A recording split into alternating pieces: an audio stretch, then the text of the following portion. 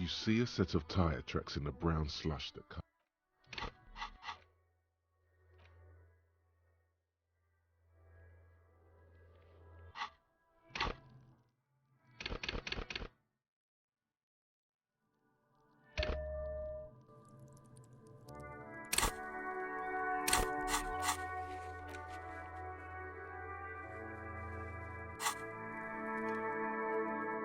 You see a set of tire tracks in the brown slush that covers the plaza mosaic. No, these tracks are not interesting at all. Let the street sweeper just sweep them away.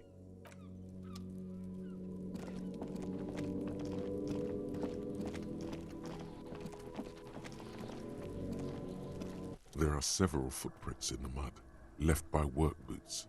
Anywhere from 6 to 12 pairs have walked here. Maybe more than 12. No, 8 pairs of boots have shuffled back and forth in the mud. 1. Standard work boot, steel reinforced toes, number 46. 2. Standard work boot, steel reinforced toes, number 44. 3. Hobnailed work boot, steel reinforced toes, number 43. 4. Standard work boot, number 45 or 46.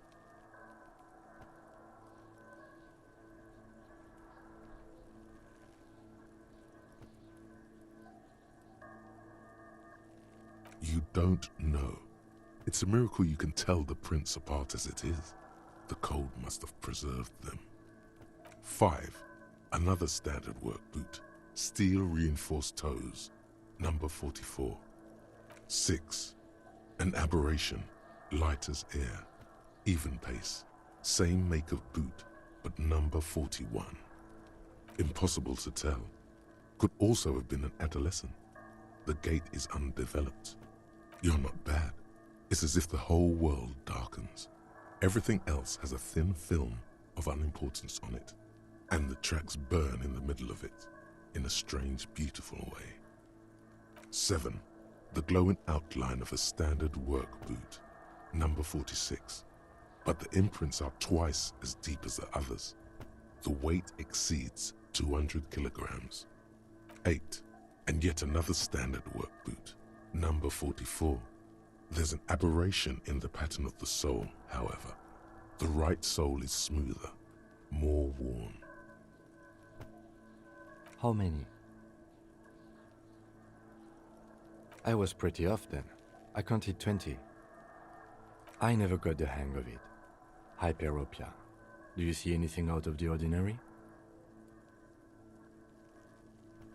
A woman or a kid?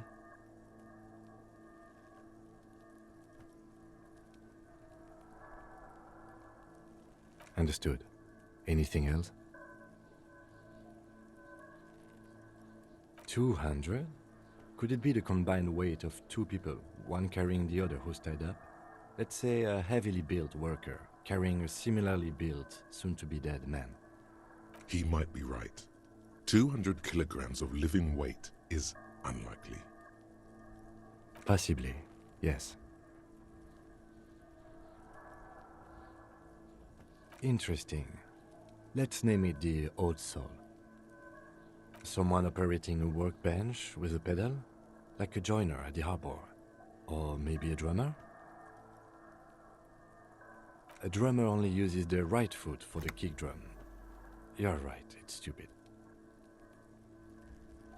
Perhaps it could be a driver. A driver would wear out the right shoe before the left. The accelerator is on the right. He doesn't seem to hear you, looking south toward the traffic jam instead. The machines are silent. The engines are all turned off. We should keep our eyes open around the traffic jam. See whether anyone strikes out as a potential suspect. Seems prudent, no? Mm-hmm.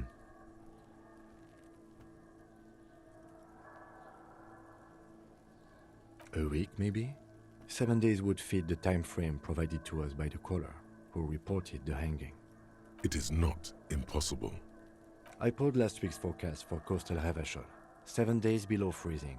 The day before, the day of his hanging, was the last warm day. Correct again. Sub-zero temperatures would preserve the tracks in a good state.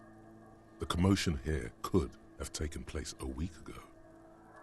What do I think? A mob of people brought something heavy to the tree. One of them was carrying the victim. They shuffled around, especially under the tree. Then, after hoisting him up, they stood in a semicircle facing his direction. At first glance, this appears to be a lynching. Indeed, they all stood in a row here and looked at the tree.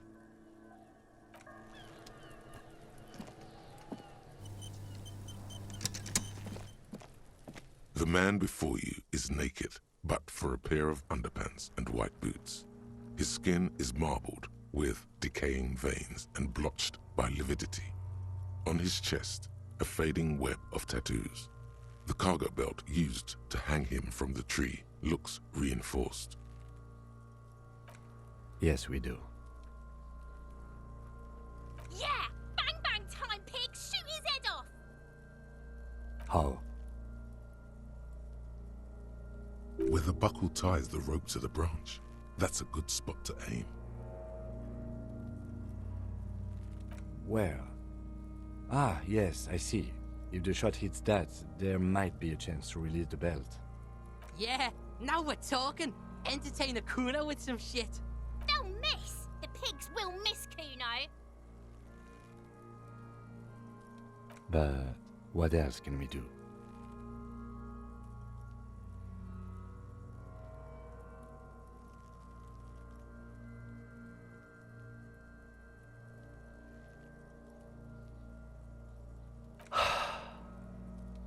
Oh yeah, do this shit! Fuck it up! The lieutenant's brow is furrowed. He appears too deep in concentration to even notice what you said. I'll blow his head off. Take it! Take the shot! Yeah, take the shot. Kuno wants some of that shit. Silence. With his elbow sharp, the lieutenant unzips his jacket and produces a lightweight firearm. He drops a paper cartridge in the barrel, separates the scouring stick, and gives the cartridge 5 tucks, securing it in place. He then steps back and assumes the fellow's desk position, taking aim. The corner of his eye twitches. His finger is on the trigger. He's gonna fucking miss! The chick's voice is drowned in a shrill blast that echoes off the walls of the surrounding tenements. A cloud of smoke slowly parts in the air as the lieutenant steps back and says to himself, God damn it. Fucking idiot! Mookabat asshole! Kuno could have hit it easy, but then Kuno's not fucking handicapped, is he? Kuno's sorry too. Kuno feels sorry for the Beano Clad. The lieutenant doesn't say a word, just looks at the gun in his hand. No, we are lucky as it is.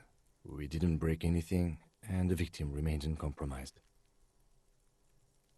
Any more mistakes could put us in an unfortunate position with the locals. We have eyes on us.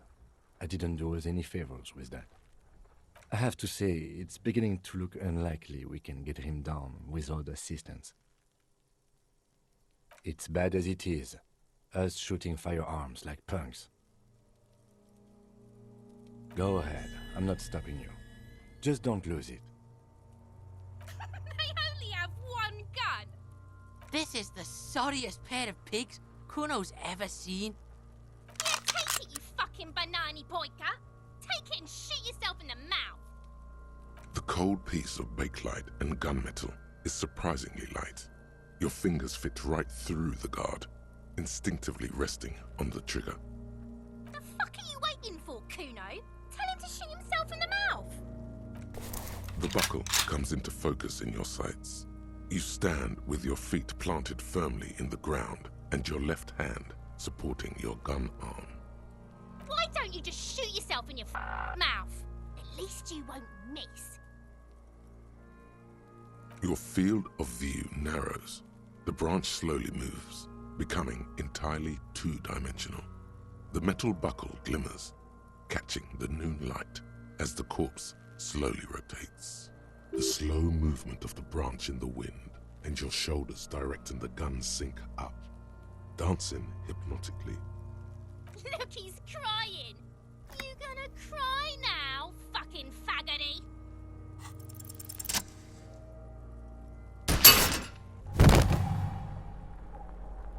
The buckle explodes into tiny pieces, coming loose with a whir.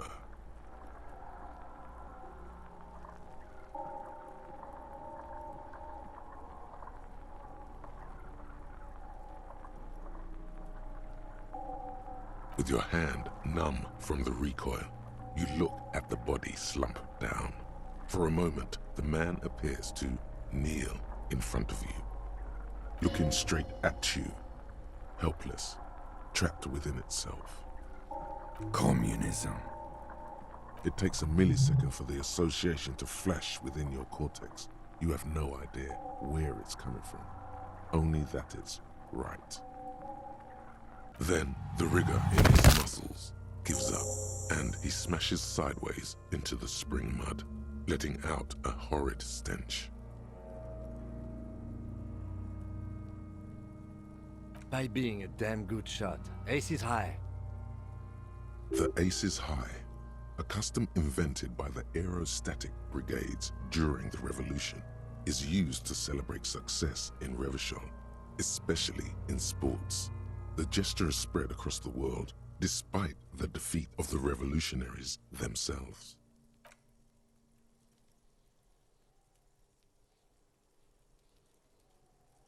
The lieutenant takes a little hop to perform the customary salutation. Your palm hurts from the slap. It's precise and down to the point. I knew these guys were We will perform a field autopsy and determine the cause of death. But before... Excuse me. It looks like I feel like taking a break from the stench. I'm sorry to interrupt the jubilations here. Just a little breather before we do the autopsy. Yes, the 4 phases of a murder scene. 1. Investigation of the scene. I can't say I'm satisfied with that part yet. I still want to know what's in that trash container. 2. Initial examination of the victim. We were exhaustive in our efforts there. Good job. 3. Field autopsy. This will not be pleasant or easy, and it will have to be performed on the scene. The fuck are they on about? Cops are gonna cut his shit up next. 4 and final, transport of the coroner's case to the district morgue. I'll do that. God, this stinks. No, you and I are detectives. The honorary rank of detective signifies our ability to handle the entire incident chain. From crime scene to autopsy to cleanup, we do it all. An honor and a burden attached to your rank. Mine is Lieutenant Detective, unfortunately. I can't tell you how tired I am of this corpse. With shooting like that? Of course you are. Your station would not have assigned you to this case otherwise. In the meantime, we should try to interview Evrard Claire, the leader of the Union. Harbor property was clearly used in the hanging. The harbor just east of here. Getting in might prove a challenge, though. Or we could talk to the representative of the logistics company again. I know we already met Joyce, but that didn't count as an interview. We need to ask her how the strike and lynching are connected. You could ask the gardener for directions.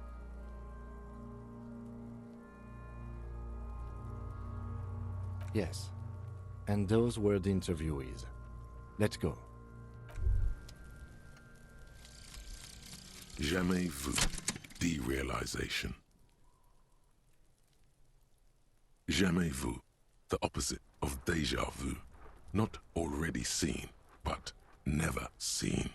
Everything that should be familiar appears strange and new, like some half-forgotten day in your childhood. Only now. That's the feeling you've been having. And for who knows how long. You should go and ask Joyce Messier about this. What world are we in? This is a fundamental question.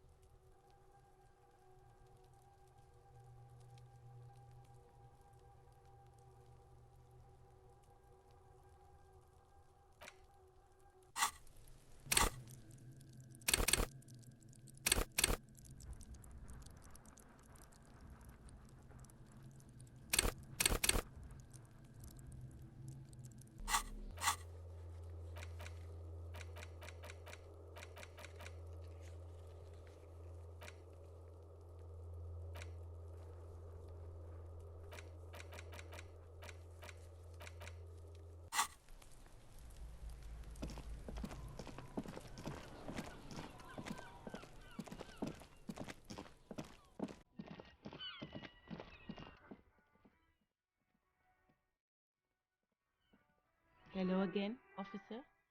How are things? Of course. Where to? It's just water. No, actually, I think they call it the Martinez Inlet. There are some islands in the bay, but they're hard to reach. The harbor gates? Some kind of commotion, I think. I don't follow the local politics. A Fritte store too. No problem.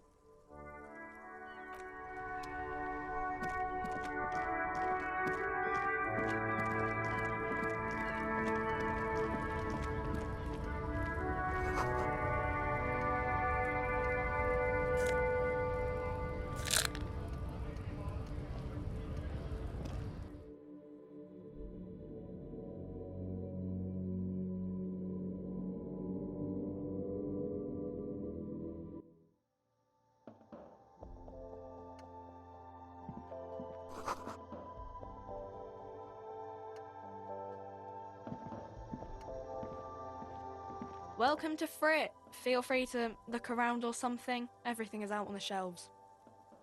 What's that magazine she's reading? I don't know. Fritte? A 7 to 11 grocery store.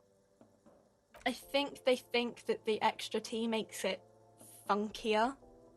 It doesn't.